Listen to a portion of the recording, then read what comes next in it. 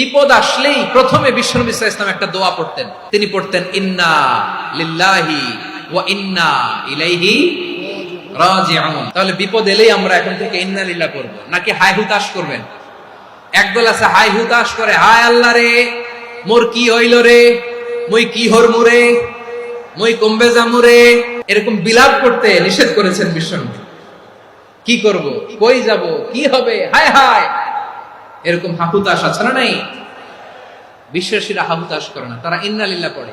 তারপরে বিশ্বনবী পড়তেন আল্লাহুম্মা আজুরনি ফি মুসিবাতি ওয়াখলুফ লি খায়রাম মিনহা।